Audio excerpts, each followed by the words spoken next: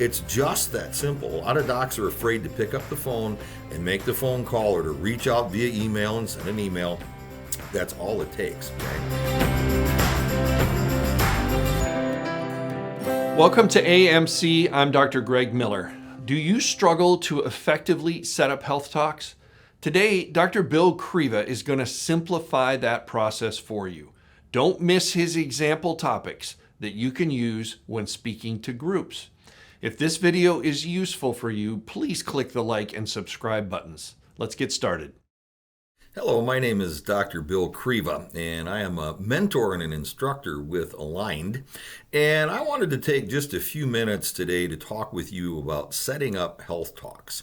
This is a subject that I get asked a lot of questions about on a regular basis, and it's also an area that I have used historically to really build my practice. And I find doing health talks to be an awful lot of fun. And quite frankly, the process of setting up a health talk is not as complicated as a lot of doctors want to make it out to be. So the first question that I get asked is, well, where do I go do these things? How do I, get in touch with people? Where am I supposed to meet people for talks? Well, bottom line is what I have found to be the easiest places to get into are community service organizations. These are groups like the Lions, the JCs. These groups meet on a regular basis, typically once a week, and they generally are looking for speakers. They like to bring in speakers for their meetings. Now that COVID is pretty well in the rearview mirror, they are meeting again in person, face-to-face, and they're looking for speakers. And what you need to do is find out what are the community service groups in your particular area, and typically there is an individual who's been designated as the person responsible for bringing in speakers. Find out who that person is and get in contact with them. Now, docs always ask me, well, how do I set this up? How do I have this conversation with them? Bottom line is it's super easy. You just ask. You ask them, do you ever bring in speakers to talk about health-related topics? If they say no, then you ask them, well, would you have an interest in having a speaker come in and do a health-related topic? If they say no again, you go like this and you move on, right? Most of the time, they're not going to say no. They're going to have an interest. When they say yes, then you explain to them that you do these presentations as a community service and that you would be very happy to come in and speak to their group and ask them what would be an appropriate date and time to do so. It's just that simple. A lot of docs are afraid to pick up the phone and make the phone call or to reach out via email and send an email. That's all it takes, okay? So community service organizations are really, really good places to go do these. Another that is very beneficial, fairly easy to get into, are groups that meet for predetermined purposes, okay? For example, support groups, arthritis support group, fibromyalgia support group, chronic pain support group. These groups also meet on a regular basis, and they have particular interests in healthcare topics. Likewise, things like Take Off Pounds Sensibly, a national weight loss organization, has individual chapters and they meet on a regular basis.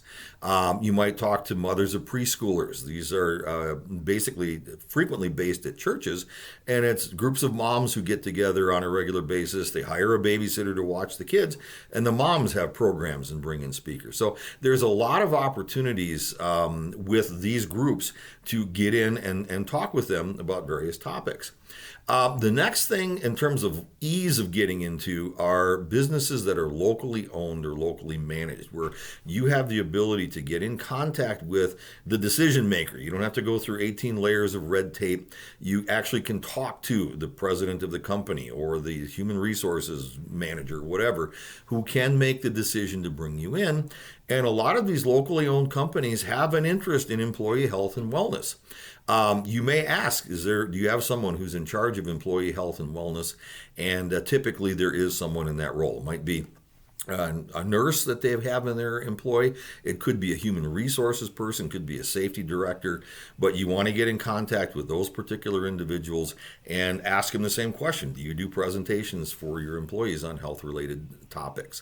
And if they say yes, then you ask them if they would like to have one presented by you. If they say yes, go ahead and book it. If they say no, then again, you have the conversation. Would you have an interest in having someone come in and do a presentation for your employees on health-related topics? And again, very simple conversation. The last place to go to do these talks is something like a large corporation. And these can be lucrative if you can get in the door and get in front of their employees. Couple things have changed right now. A lot of companies still are not working from a central office. They've got a lot of their employees scattered around, and as a result, it's not going to be as profitable to spend time on that at this point. And likewise, it takes a lot of time and focus and commitment to go through all the layers of red tape to get to the point where you have permission to come in to a larger company. So I would save that one as a last resort, but there's so many other opportunities out there to speak. It's amazing, quite frankly, how many opportunities are really there for you if you like to pursue them. As far as topics are concerned, managing stress naturally is always one that's very popular. How to stay fit while you sit is another one that's very popular. Peak performance is a popular topic. So, and you can come up with your own.